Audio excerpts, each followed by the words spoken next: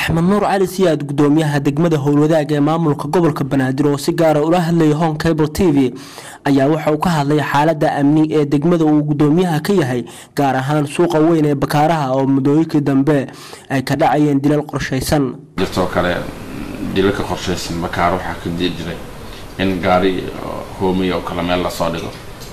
in busteejo la soo dhigo meel aan busteejo aan ku munaasabahay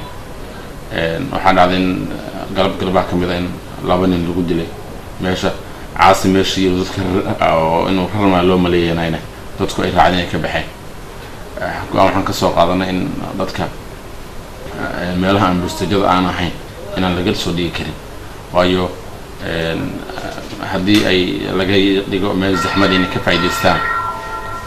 faa'iideystaan waxay sameynayaan dilka uu fududaanaya laakiin meesha ay tahay meel laga warqabo meesha ay ahayn meel aan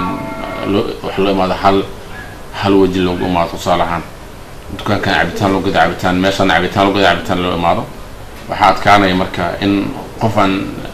wax kale meesha uu soo gadi karin ama uu wax kale ku sameyn karin waxa jirta marka ciidamo isku dhafan noo sameeyay Bakaaro nabad isku diibo isku jira ayaguna Bakaaro xigga meeraan waa socdaana sidoo kale gudoomiyaha ayaa waxa uu sheegay in ay diyaar u yihiin ka hortagida al-shabaab iyo waliba weerarada ay qorsheeyaan isagoona si gooniya carabka ugu dhuftay inay u diyaar garoobeen bisha barakeysan ay Ramadaan oo al-shabaab weerarada ay kordhiyaan inta badan sanadka hore anagu cusub haddaan ku guuleysan inaan Bakaaro amaankiisa aan gacanta ku dhigno intii aan joogana waxa ka dhacdo laba qaraxna wuxuu ahaa mid lagu sameeyay gaari garaash ku jiray lagu rakibay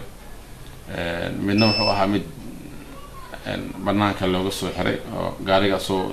Bakaar xmaraayo oo qarxay marka maadaama anagu cusub shalay aan sameynay istaraatiiji ku aadan